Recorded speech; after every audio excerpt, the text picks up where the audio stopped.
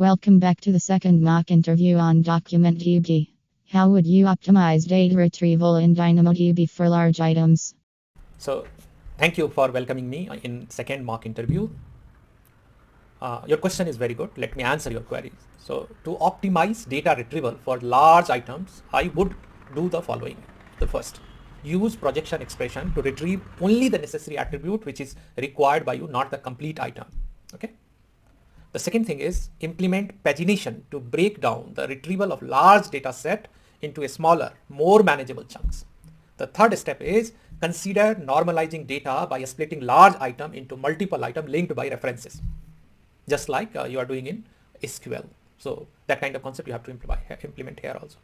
And the fourth is use GSI, Global Secondary Index, to access only the data needed, which can be more efficient than scanning the entire table, right?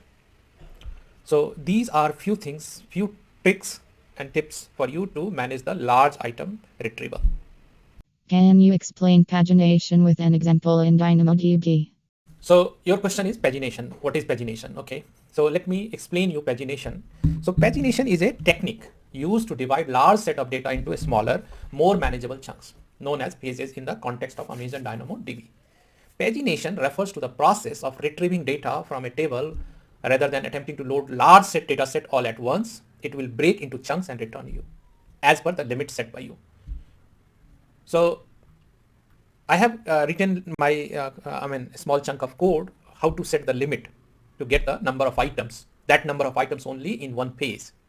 And that code I have written in as an editorial on LinkedIn. So I will put a link in this video notes so that when you come to this point, you should refer that link, or even I put at this point in video to refer the link so that you will get exact information how to set the limit number of items or size in your code to get that many limit number of item in one page. And this is a good way. If you remember earlier days, to improve the UI response when you are building some UI component which is loading the list of use item, like you have a long list. Now in one screen you can't see all the items, right? So what we are doing in that case, we are dividing these long list into pages, so that, say for example, first page only view 10 items, so we can load 10 items for this view. Okay. And when your user wanted to like seventh page, so in that case you move to the seventh item which is prepared for you in the background. Now you only have to just swap the pages number view according to your logic. So that was the old days. We are doing the UI performance improvement task for our application. So those guys who are older, they can easily visualize this thing. Even though you are not visualizing, for you it is like just pagination is just a technique through which you can limit the number of items returned from Amazon DynamoDB as a response. If suppose your query is returning millions of items, there is no way to consume all items at one go, right? So your logic must be divided in such a way that it will only consume which is expected, or which one page, or as per your logic, at one time your user can process, right? Or your logic can process that much data only you need to return in a page. And that limit setting and all these things done in code. So please go and see the code for your better understanding. Okay. Very well explained. Coming to the other section on DynamoDB. What are DynamoDB streams and how would you use them? Okay, so very good question. Like DynamoDB stream is features that captures a time order sequence of item level modification in a DynamoDB table and stores this information for up to 24 hours. I would use DynamoDB streams for few scenarios. Scenario number one, triggering AWS Lambda function to perform real-time processing of data changes. The second, implementing cross-region replication for disaster recovery scenarios. Third, capturing change data for audit purposes. Four, implementing event sourcing pattern in application. So these are the four scenarios which is primarily can be used, can be handled using DynamoDB streams. Let me repeat again these scenarios: triggering AWS Lambda, and then replicating cross-region data, then like capturing change for audit purpose, and implementing event sourcing pattern in application. Okay, so these are fairly very good use case of DynamoDB streams. Okay, so okay, If you have any further question on this DynamoDB stream, let me know. Okay. Okay, very good. Let me know, how do you implement event sourcing patterns in applications? All right. So very good question. Let me explain to you with an example of microservice architecture.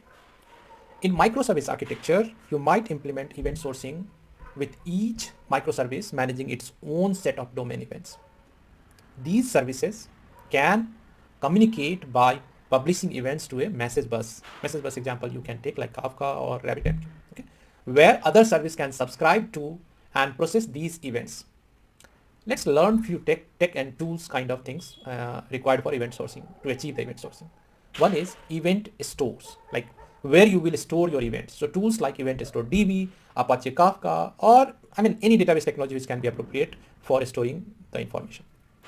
Like any NoSQL DB can be used for this purpose. Messaging, second is messaging system. Second part of this is messaging system. Usually Apache Kafka or RabbitMQ or AWS Kinesis can be used for event propagation for you in DynamoDB. So in event sourcing, I would say. So I hope this is clear to you now. Let me put some benefits and drawbacks of this event sourcing. Benefits are like you will be always ready with the audit trails and history of changes, right? So it is very handy for audit purposes. Second thing is flexibility in handling changes and deriving insights. So it is almost like event based. So any event will happen that would be handled. So like event handler and event are properly managed so that there is no chance to miss anything. Okay. Third, very important improvement it is providing you, that decoupling of concern. For an example, writes and reads. So you can handle write in different stack and read from different server or stack, whatever you say.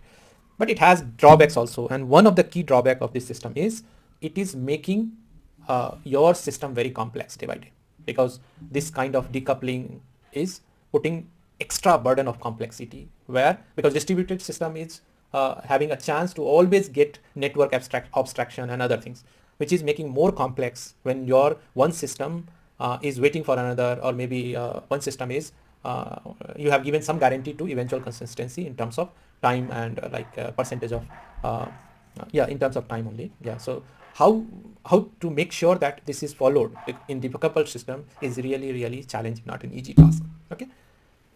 Then another thing is if you need some like CRUD operation, this is definitely not meant for that purpose. So to achieve that CRUD in this system requires additional effort or additional set of constraints in your system to be implemented so that it will follow as a CRUD. Okay, so that is what I believe, that the brief, little bit detailed, answer to how to implement event sourcing pattern in application. But I'm going to update my editorial with the hands-on code, like code also, so that you can put this concept into a hands-on code also, so that you are aware how to do in your code. Okay, that is more meaningful here. Could you please define and describe the use case for atomic counters in DynamoDB? Thank you for this question. This is really a good question, and many time people are asking this question because this is one feature in DynamoDB which is very useful for many scenarios. So first let me define what is atomic counter. So atomic counter are used to increment or decrement a numerical attributes in a DynamoDB item atomically, right? How it is incremented or decremented? Atomically. What do you mean by atomically? Atomically, in the plain English word, anything having a single truth at all the time is considered as atomic variables or atomic value, atomically modified numerical value, right? Let me give you one use case. Although there are many use cases possible, but I'm putting one use case related to my project, which is the sample project which we developed earlier.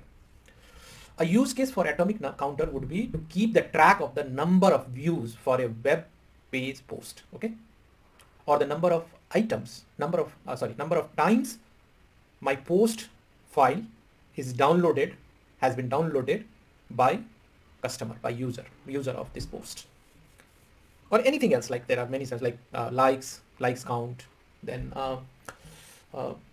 many possibility. Okay, so all these scenario becomes the use case for atomic counter, and this is a very good feature provided by DynamoDB. I don't think its sample is required, so I have not developed, but if you think that I should write some code for achieving this, I am very happy to do this. Otherwise, I think I have answered your two part of the question, atomic counter. What is atomic counter and what is one use case for atomic counter in my demo project. Okay. So thank you. I think I'm able to answer your query.